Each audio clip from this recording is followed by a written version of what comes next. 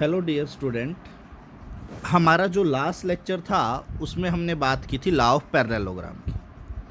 अब law of parallelogram क्या कहता है, जब दो वेक्टर हैं एक्ट कर रहे हैं किसी एक पॉइंट पर साइमल्टेनियसली, इस तरह से जैसे ये दो वेक्टर किसी लेटर सपोज में कह दूँ किसी पॉइंट ए पर एक्ट कर रहे हैं, ये दी ए वेक्टर माना तो पी मान लो कोई पॉइंट, किसी पॉइंट पी पर ये एक्ट कर रहे हैं साइमल्टेनियसली इस तरह से कि ये पैरेललोग्राम की दो एडजेसेंट साइड बना रहे हैं, तो जो इनका रिजल्टेंट होगा वो डायगोनल हो जाएगा पैरेललोग्राम का।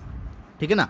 हमने इस रिजल्टेंट का मैग्नीट्यूड निकाल दिया था, तो A square plus B square plus 2ab cos theta under the root इसका मैग्नीट्यूड आया था, और हमने इस रिजल्टेंट की डायरेक्शन भी निकाल दी थी। ठीक है, चलिए चलो ज़रा अब हम आगे देखते हैं। अब हम क्या करेंगे, इस रिजल्टेंट के कुछ एक स्पेशल केस देखते हैं। देखिए, सबसे पहला मैं फॉर्मूला लिख लेता हूँ यहाँ पर कि r is equals to A square plus B square plus 2ab cos theta whole under the root. ठीक है ना। अब देखिए हम केस फर्स्ट देखते हैं। पहला case, when theta is equals to 0 degree. जब थीटा हमारा 0 डिग्री है तो क्या होगा। देखिए 0 डिग्री का मतलब अगर कोई वेक्टर ए मेरा इस डायरेक्शन में जा रहा है तो वेक्टर बी भी मेरा कहाँ जा रहा है, सेम डायरेक्शन में। दोनों एक दूसरे के पैरेलल हैं, तभी तो दोनों के बीच का एंगल 0 डिग्री बनेगा।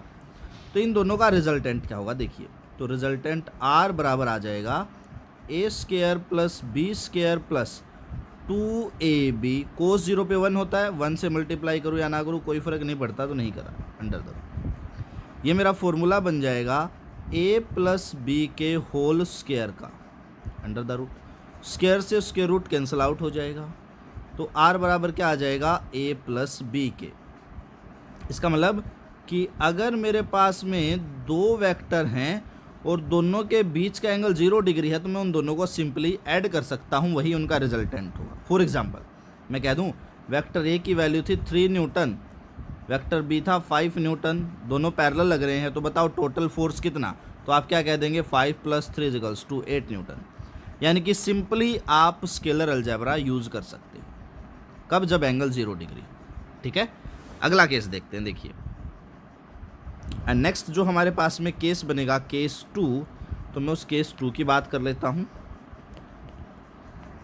Case 2, when theta is equals to 180 degree. जब 180 डिग्री हो एंगल तो क्या होगा, तो देखिए 180 डिग्री कब होगा। लेट अस सपोज कोई वेक्टर ए मेरा इधर जा रहा है और वेक्टर बी मेरा कहाँ जा रहा है, इधर जा रहा है।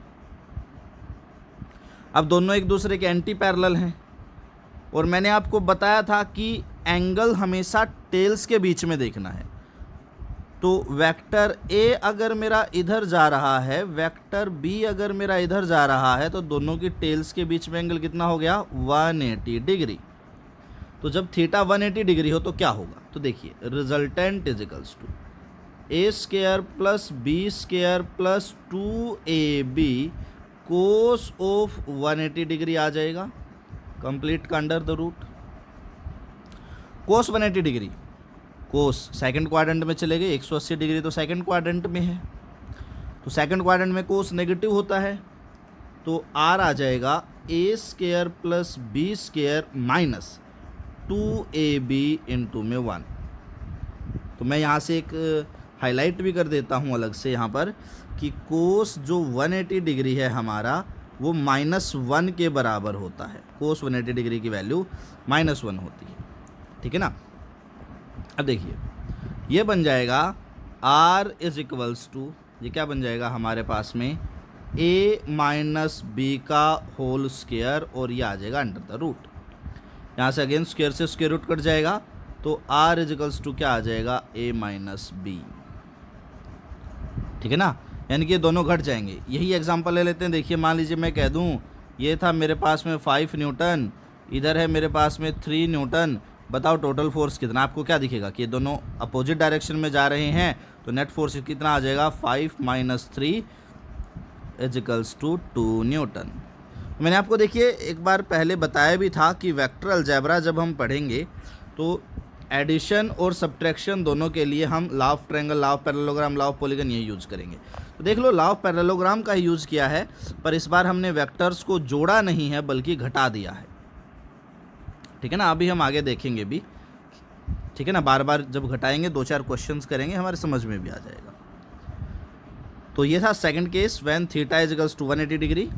अब हम देखेंगे third case. Case third, when theta is equals to 90 degree.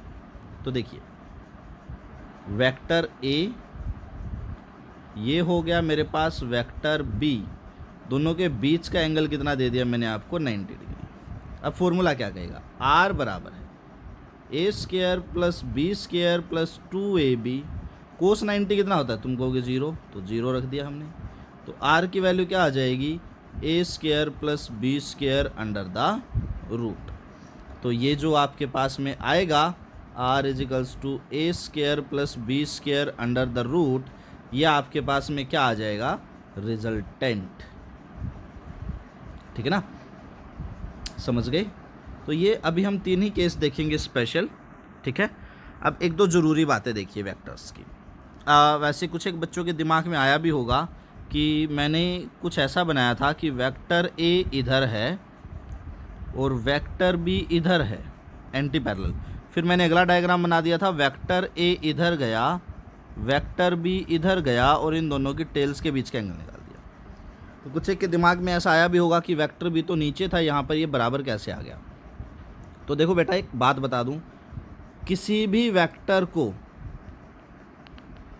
उसके पैरेलल डायरेक्शन में आप कितना भी आगे या पीछे शिफ्ट कर सकते हैं, आप कितना भी शिफ्ट कर सकते हैं। और जब आप उसे शिफ्ट करेंगे बगैर लेंथ में चेंज किए, यानी कि मैग्नीट्यूड चेंज नहीं होना चाहिए, डायरेक्शन पैरेलली कितनी ही चेंज हो कोई प्रॉब्लम नहीं है, तो शिफ्ट करेंगे, then there will be no change in the vector. Vector में कोई चेंज नहीं होगा।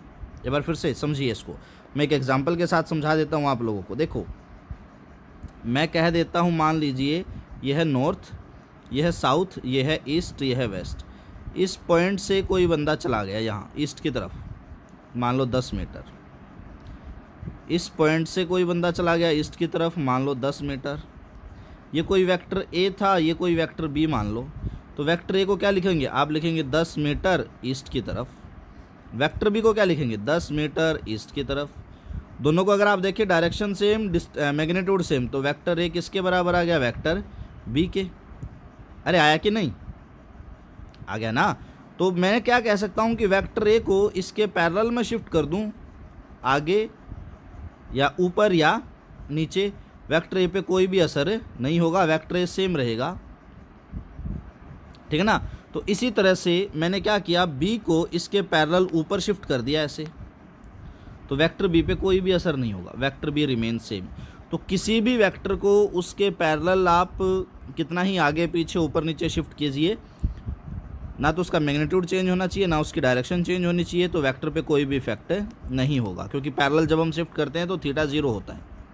ठीक है, तो ये ज़रूरी बात है बेटा। नेक्स्ट देखेंगे, नेक्स्ट देखिए लॉ ऑफ ट्रायंगल।